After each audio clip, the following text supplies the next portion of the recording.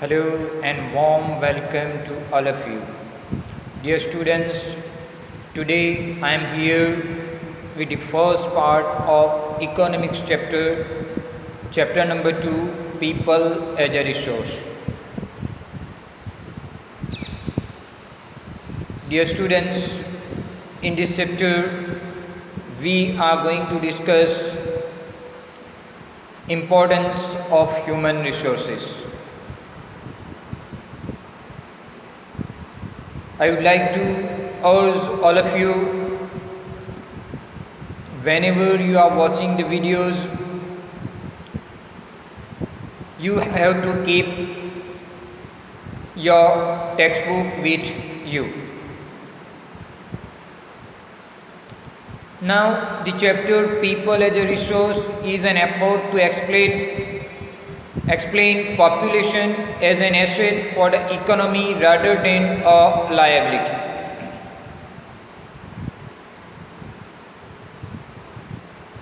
In general context, we are discussing that India with higher population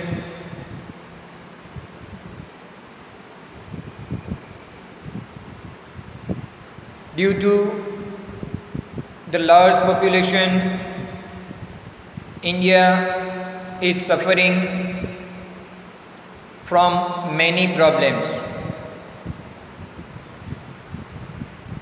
Is this true, dear?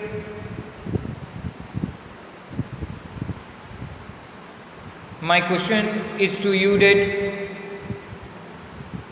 large population is an asset for the country or liability? Population become human capital when there is investment made in form of education, training and medical care. Large population become human capital, human resources when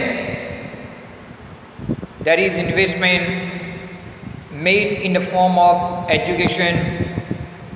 People are getting the benefits of education system, they are getting the benefits of training.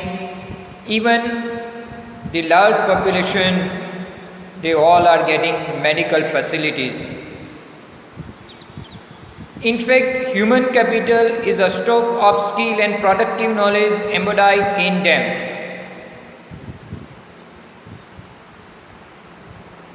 So, healthy and educated people as an asset for the country,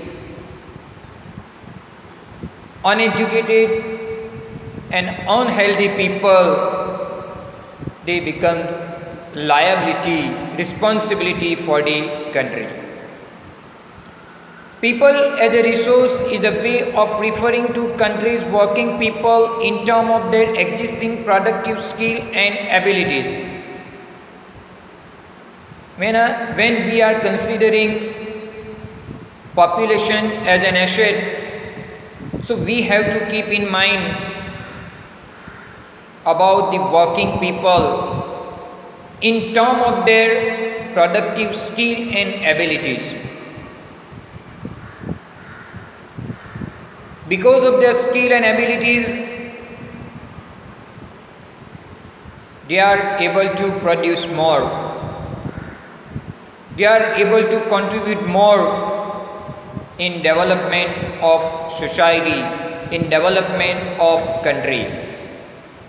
Looking at the population from this productive aspect emphasize its ability to contribute to creation of gross national product. Like other resources, population also is a resource, a human resource. This is the positive side of large population that is often overlooked when we look only at the negative side. These large population, due to their abilities, due to their skills, due to their education, they are able to contribute more in gross national product.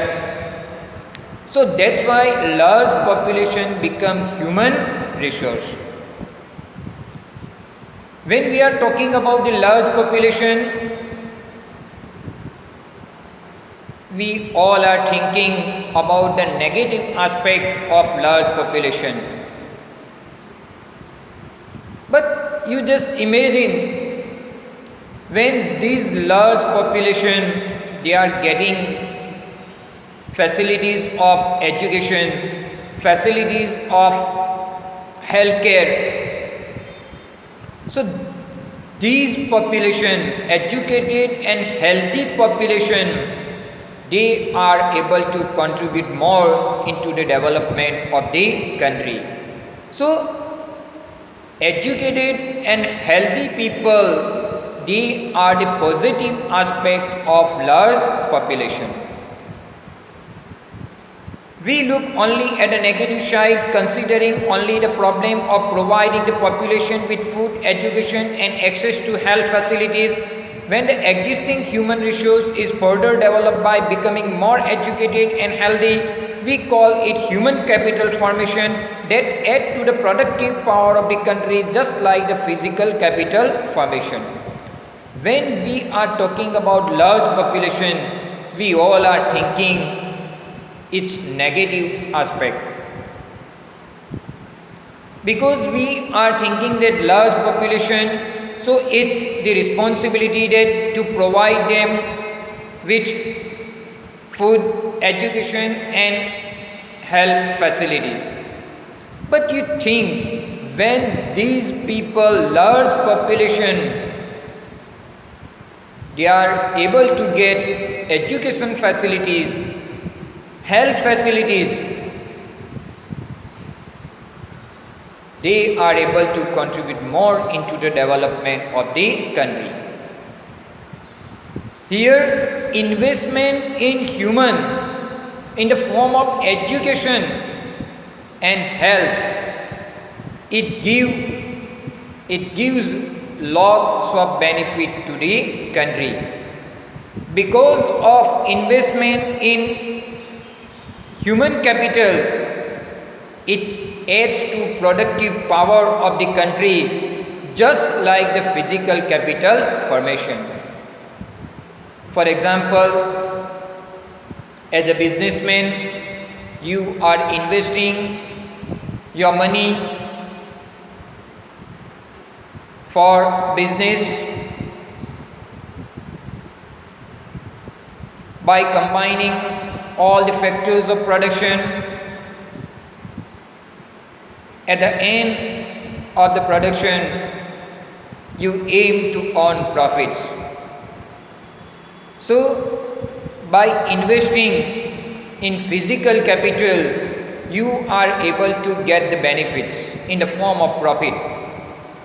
Same thing is here. When we are investing in the form of education and health for the population, so in return, we are getting the benefits of educated and healthy people, and these people are able to contribute more in development of the country. Investment in human capital through education, training, medical care yield a return just like investment in physical capital. As I explained you, investment in human capital, by providing them education facilities, by providing them proper training, by providing them proper health facilities, it produce a great return just like investment in physical capital. This can be seen directly in form of higher incomes earned because of higher productivity of the more educated or more better trained person, as well as the higher productivity of healthier people. We can see the benefit of educated people, they are able to earn more. We can see the benefit of trained person, they are able to produce more. We can see the benefit of healthy people. They are able to contribute more. They are able to produce more in comparison to unhealthy people. So investment in human capital return in large number. Here I would like to give you an example of green revolution. In chapter number 1, we already discussed about that. Due to the green revolution, India is able to produce sufficient grain for the consumption of the country. Now, what is green revolution? Actually, green revolution is a dramatic example of how the input of greater knowledge in the form of improved production technologies can rapidly increase the productivity of scarce land resources. We have limited land resources, but because of green revolution, we are able to produce sufficient grain for the consumption of our country. At the time of independence, India were importing food grains from other countries. But nowadays, due to the benefits, due to the knowledge of green revolution, we are able to produce sufficient grain for our country. Not only do the more educated and healthier people gain through higher income, society also gain in other indirect ways because of the advantages of more educated or healthier population spread to those also who themselves were not directly educated or given health care. Here,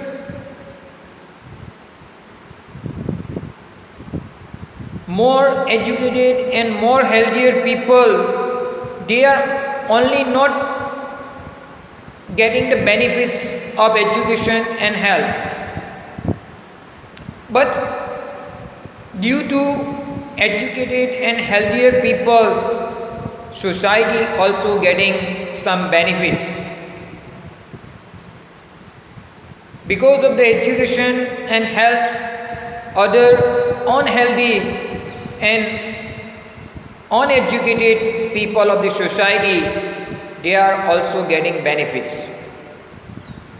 When we are talking about a family of 10 members, in this 10-member family, generally 1 or 2 people are earning and rest of the people are dependent.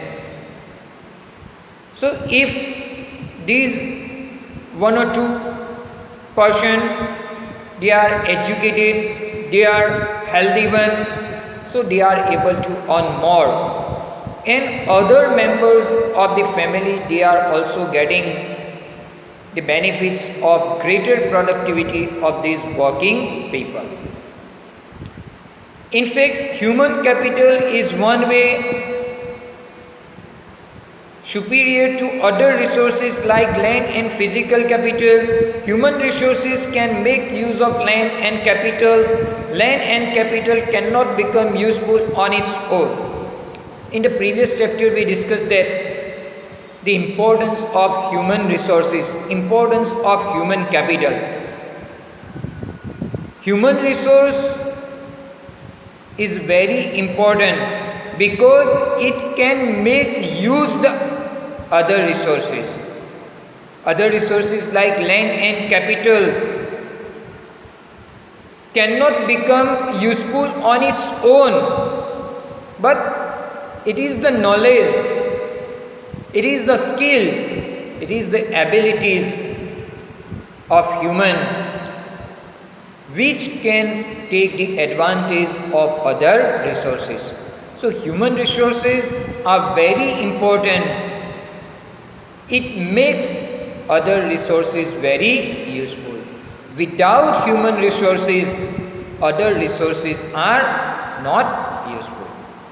For many decades in India, large population has been considered a liability rather than an asset. But a large population need not to be a liability. It can be turned into productive assets by investment in human capital. For many decades, even nowadays some people are thinking that why India is less developed because of the large population. But it is not true. If we invest for this large population through education and health facilities, training of industrial and agriculture worker, how to use modern technology, even we can provide them scientific resources benefits. So by all this way, we are able to get more production. Many people still thinking that due to the large population, India is not in position to develop more. But we have to provide education facilities, health facilities, training facilities to these uneducated, unhealthy, untrained people, and then after we are able to get more productivity from these unhealthy and uneducated people. So here I would like to conclude my today's lecture. We will meet very soon with the second part of the same chapter. Thank you very much for your cooperation.